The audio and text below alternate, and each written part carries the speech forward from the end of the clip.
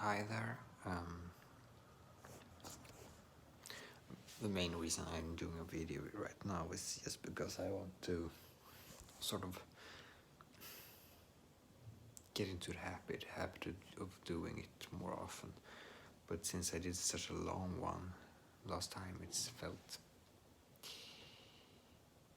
sort of unconsciously. It was as if I didn't think it had to be so long, but it felt as if 30 minutes was quite short, and I want to reinforce the attitude that it can be just a couple of minutes or at 5-10 minutes if it's so. Actually, I feel confident to quit this video right now, actually, but I won't, because it's interesting to have this conversation anyway. But it probably won't be that long of a video.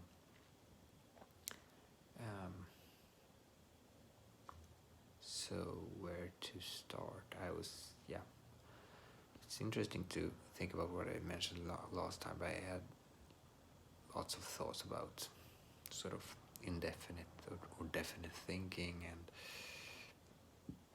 I don't remember all the parts, but the prolonged focus on things, and many of these kind of ideas, and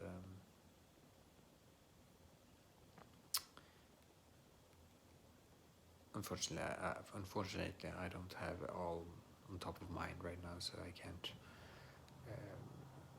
relate to them inside. But I know I focus also on evolution. The great ideas and sort of how they fit together in order for me to know how should I navigate now or my life. And the definite thinking is, I think I brought this up, and that if you apply indefinite thinking to your life, the connection sort of becomes more obvious if you just let the time pass and do lots of things that, as Peter Thiel says, a lot of education and what you learn is you can be very, very, very, very prepared for everything, and you become prepared for nothing in particular.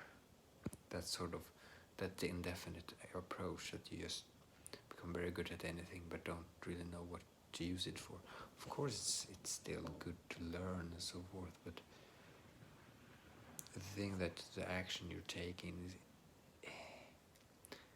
sometimes it can be a substitute if what you're doing is for the long term, and you imagine yourself you're doing for the long term because you become more knowledgeable and so forth. It becomes a substitute for actually taking any action that actually moves you forward, that actually moves the needle in how you understand life, your understanding of things. And that's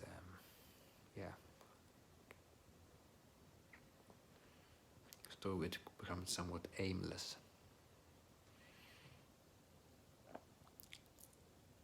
And I think I'm a victim of that from time to time.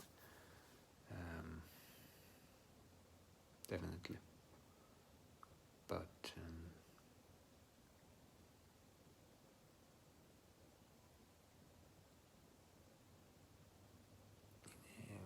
an example is that today, for example, I think I've been talking about these history books that I'm going forth slower and slower. And one thought I had was that, because I've also think about reading, I think mentioned this long ago, that Will Durant, the one who wrote these books, and he also wrote another book when he recommended the 100 books of an education, which is basically 150 books if you include that many of the books are volumes of 1, 2, 3, 4, 5, so it becomes 150 books basically. And it's basically similar, or it based on this idea of the great books to read, this canon with the sort of that you should be read. It was very popular in learning, in education and pedagogy earlier, and it's not outdated, definitely not, but it's marginalized. Don't want to say, but it's have been scrutinized with healthy skepticism, but I also think that the critics of it have not understood the value of it fully. It relates to this saying that Durant has, that no mind will ever be able to gather up as much from our civilizational heritage in order to will never be able to gather up as much from our civilizational heritage in order to judge his institutions safely. So it's impossible to get that much knowledge in order to, so that you can safely judge institutions and so forth, and anything. So it's sort of confusion, sort of agnostic, or as the quote goes from Confucius, real knowledge is knowing the extent of one's ignorance. So so you understand how incompetent you actually are, how much it is that you don't know. And so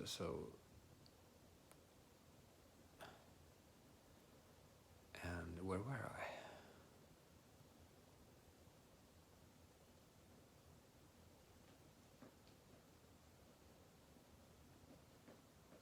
Although it's important side note is that the definite approach that Thiels likes so much, which is perhaps why he's sort of a libertarian rather than conservative or something, even though he's physically conservative, I think. But mainly libertarian attitude. It might be because of it can be quite paralyzing if you're too agnostic about anything and so forth. But anyway, going back to why did I bring up Durant about critically?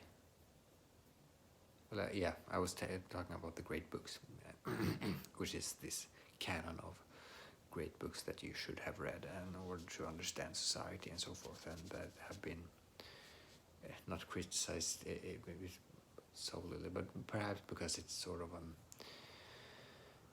it's against some multicultural thing. Perhaps it doesn't include other cultures and so forth. I don't know exactly. I just remember it's somewhat. But I still have quite a lot of faith in this Will Durant. I actually wished. They asked me what I wished for Christmas present and a birthday present, and I wished 2 books from him, because I've never been able to understand who Will Durant, this person, is as a philosopher, what he actually thinks, and I've been very, very curious about that for a long time, and I never really found a book until now, and took action to actually get it. So I that's what I wished for birthday and Christmas present. I hope I'll get it. 2 books from him that I didn't know about. But anyway, why I brought this up about the great books and so forth is because he has this list in one of his books, another book, about his 150 books. But I thought, and I've been but that will take. He says, for example, if you take 1 hour a day, 7 days a week, so 7 hours a week, doing reading these books. It will take you perhaps 4 years to read all these books, and this is basically the great books. Although some more broadly, it's something about science, but it's old science books. But mainly it's just the great books throughout history and the historical, external books about those historical periods. So it's as an introduction, but I realized and that would allow 1 minute and 20 seconds on every page, and that's quite a little. It's not that much really, and I don't read that fast, although I could perhaps do it, but comparatively I don't remember how fast I read when I do this, but when I take it quite leisurely, I read, or somewhat, it's 10 pages. I'm going into details now, but it's 10 pages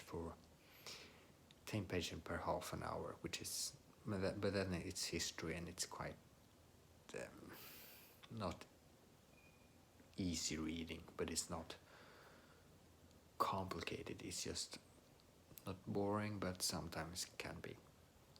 I think 10 pages and that's sort of, 10 pages for 30 minutes, then it's 3 minutes. So it's almost 3 times as fast I would have to read if keeping that schedule for 4 years, 1 hour a day, doing this. And I could perhaps do it. I don't know. I think I've learned quite well to read fast and so forth, but I've been yes, and there are difference. I will connect this to indefinite thinking and so forth later on, but how I try to apply it today actually. But I just want to break down the main thing here, because I postponed that from time to time. I started with one book which is about science, but he made this list even before he wrote those history books, I think. And this list is he recommends a science book that is from 1933, if he's from 19, perhaps even earlier. And it's possible that he published this list at 1933, but he recommended a book written in 1919 or something, so really old books, some of them. Or, of course, the historical books, but the overview books about science, which is the introductory books, which is a very short section.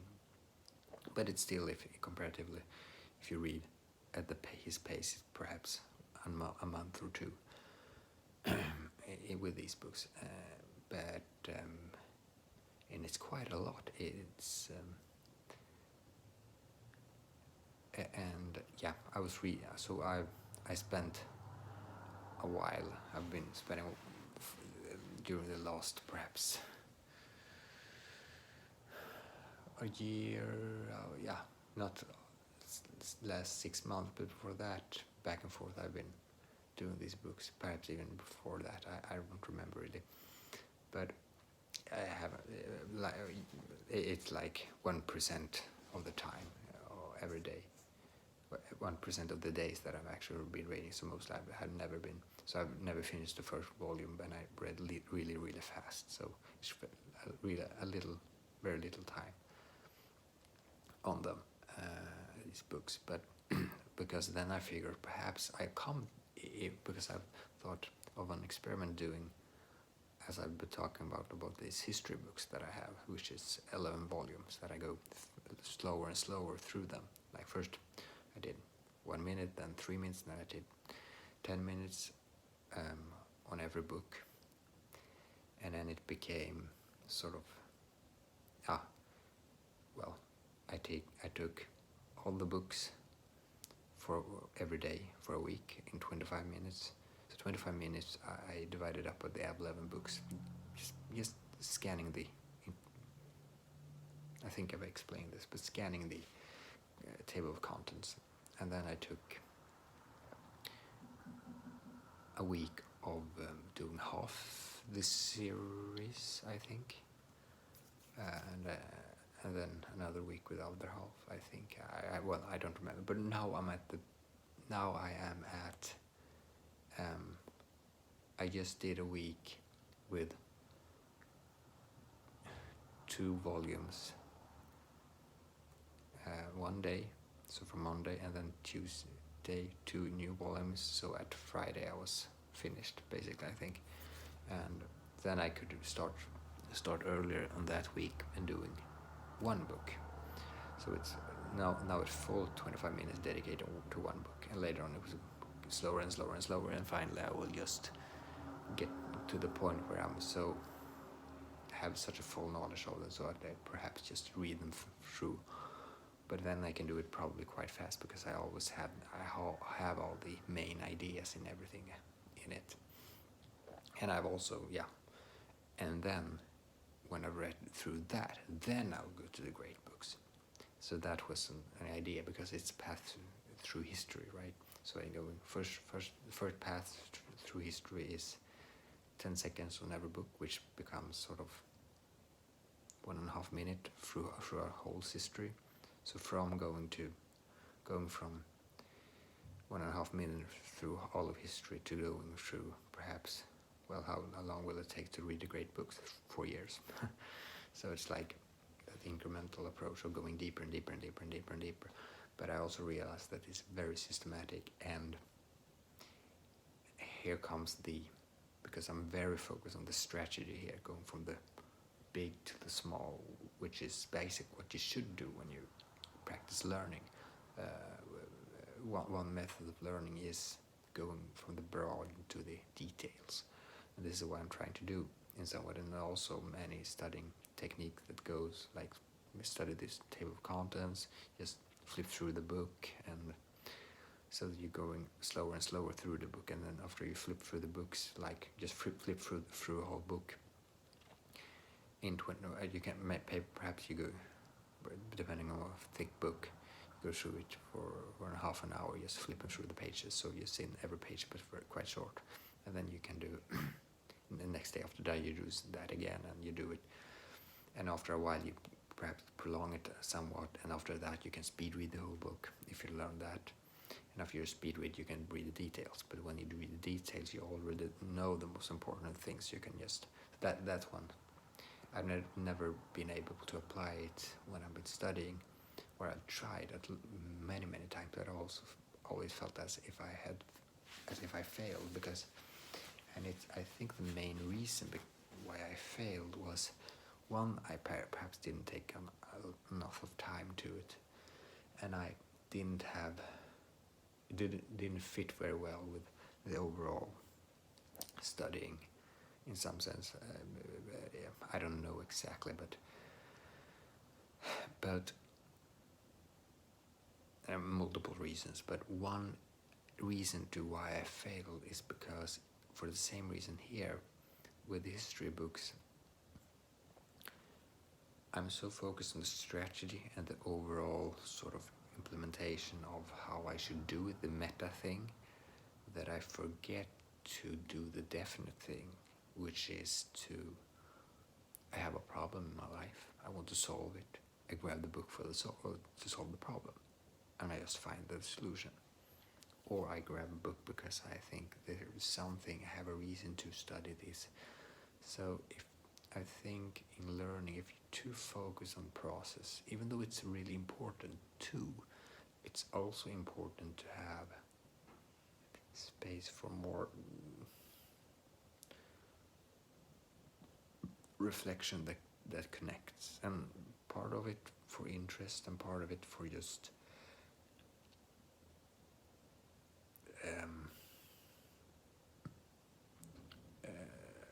addressing, which is part of it, also interest, but you're addressing something that you think is valuable, or because it's entertaining perhaps,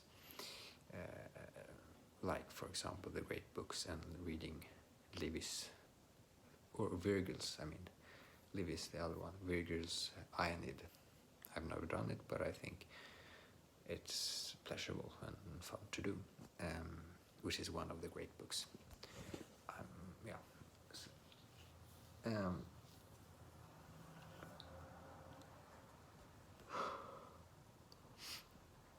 So I had an idea of today. So yeah, that's the thing I wanted to. And I realized that this video becomes actually makes me not doing that now. But yeah, I'll see if I do it later on today. But what I had planned to do and begun was to just I've been every time I sat with this first book, which is the science in the science section, the first big section. This is the largest section. Is 4 volumes about science, and this is the 1913 or 1933 book. And I've been at the first volume of that every time I've been trying to do so.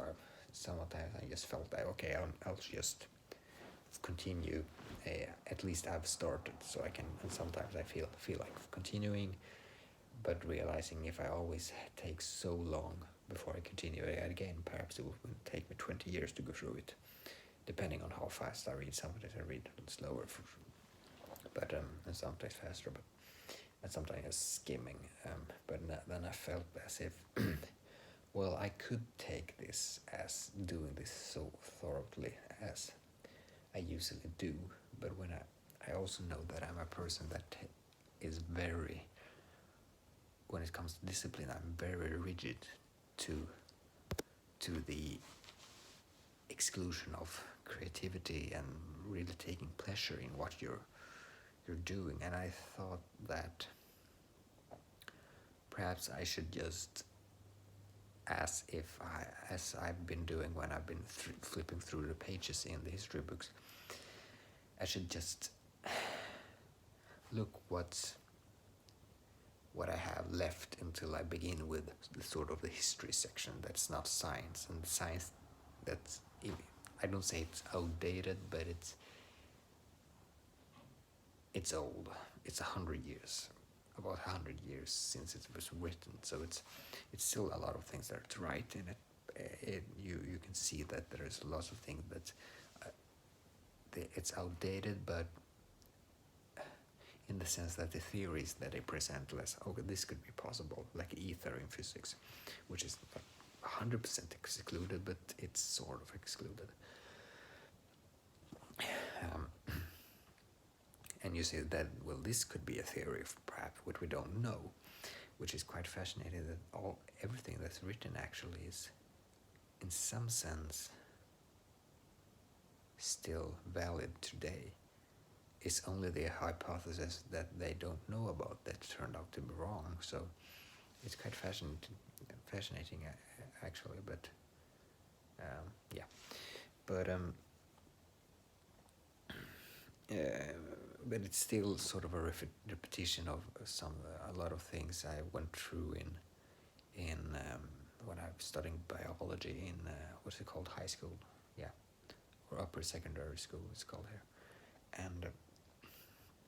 and it's also a lot of details, like for example details about things that we never read because it's so, the details of specifics about ravens and specific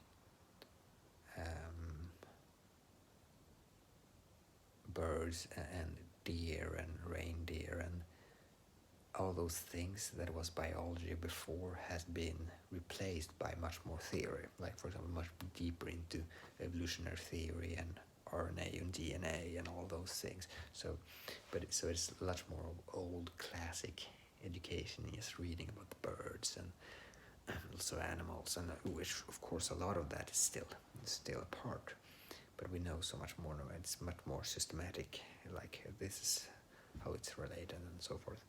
But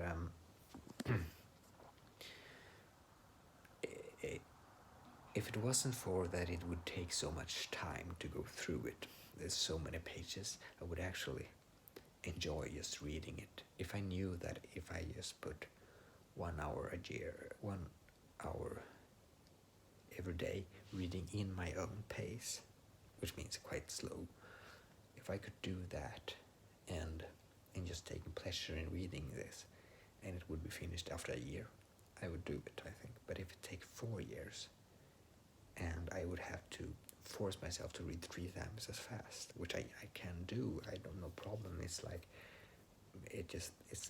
does not become that pleasurable feeling of just reading and just taking delight in that old approach, which is, it's quite fun to read about some birds. I find it is, yeah, I have some nostalgic feeling to that traditional way, education and so forth, which is why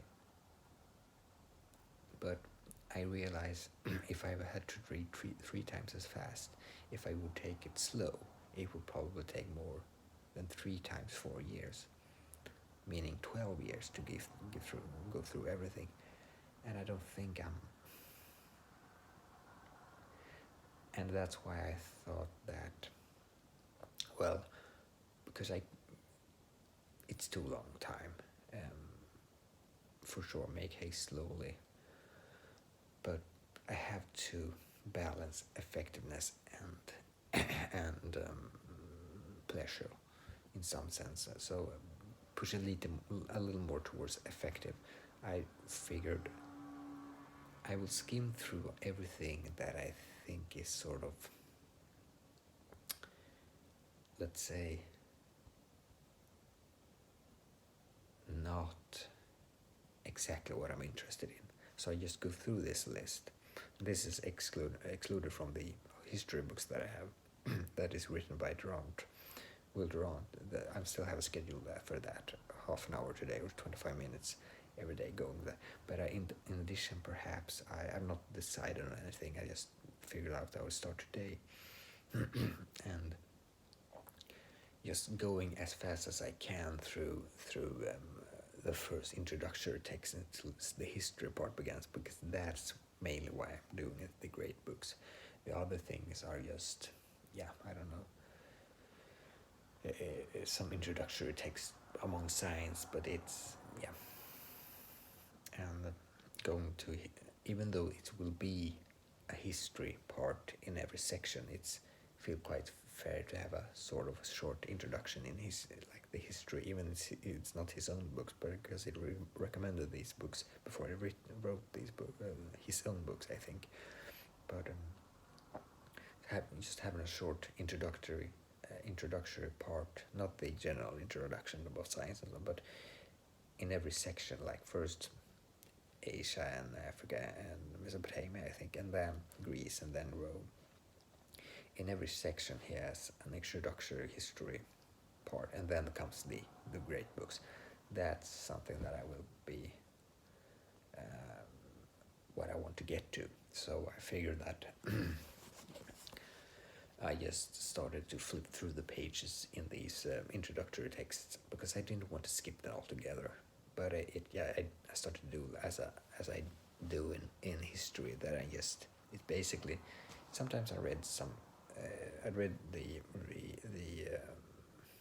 headlines, and sometimes the text. I usually read the text in the beginning, just here and there, perhaps just 5% of the page, even less, and then go through, just try to get the gist of it, so that I know that if I get to the same page the day after, I would recognize it, the general thing. Oh, that's the thing.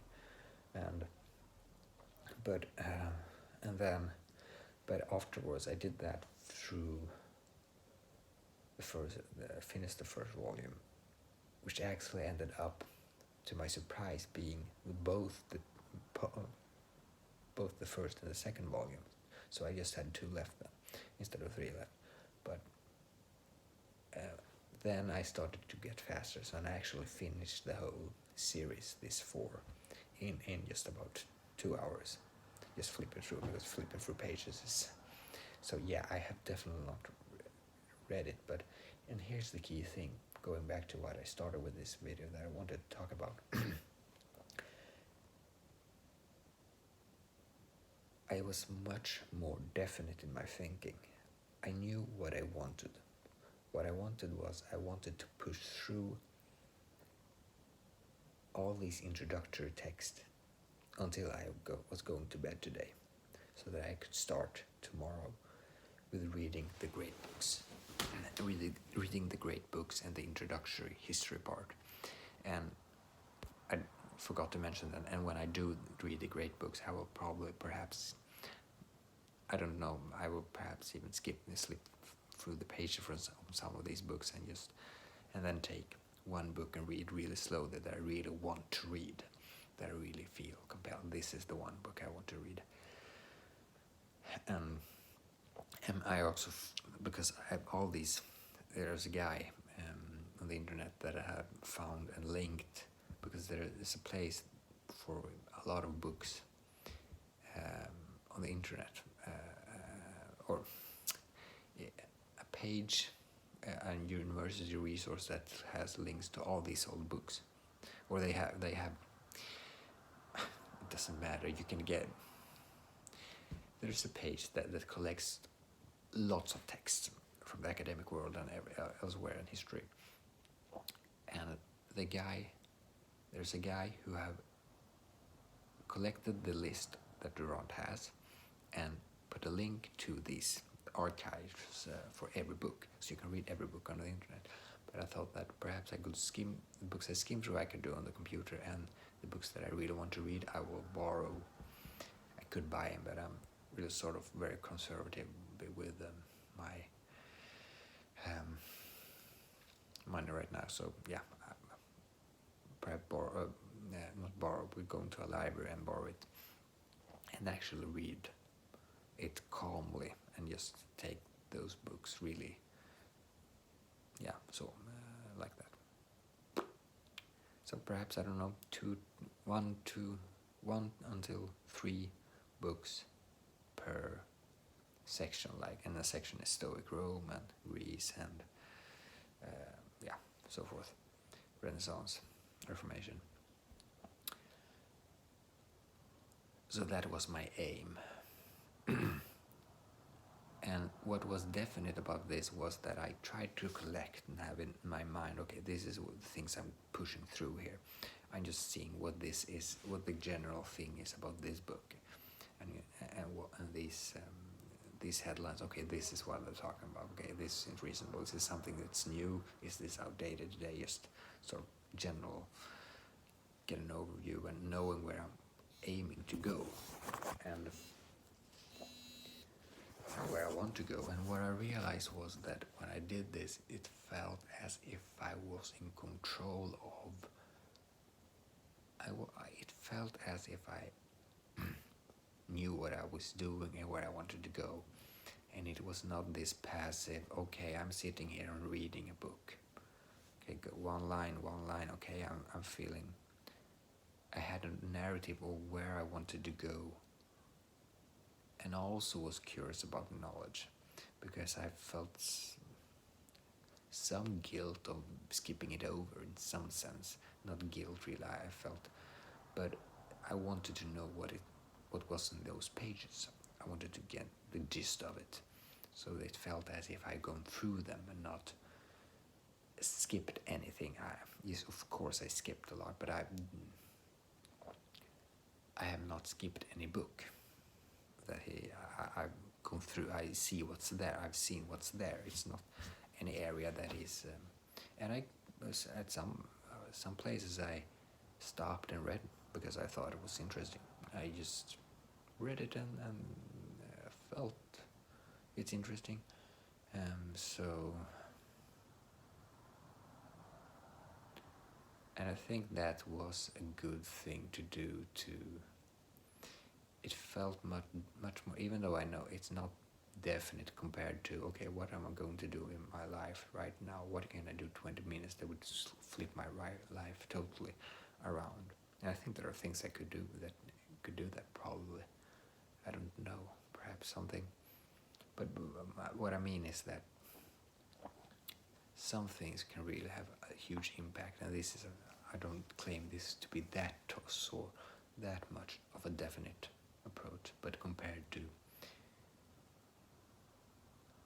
just passively reading something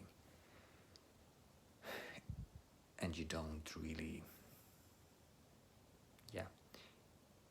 I think what I'm trying to, perhaps what I'm trying to explain is what's called active reading, but it's not only that, it's also keeping an end in mind. Because and what I wanted here was to know. I actually wanted to know what was on those pages, because I knew I had to hurry up through them. So, and I also wanted. It felt really motivating to read about the great books. But yeah.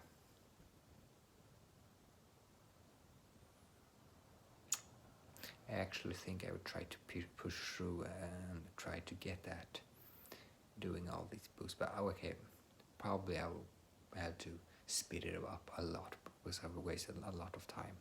So perhaps I won't get finished, but I will at least be on my way to on my way to start with the great books and read them. So I'll try to do that now and end this video, but see you next time.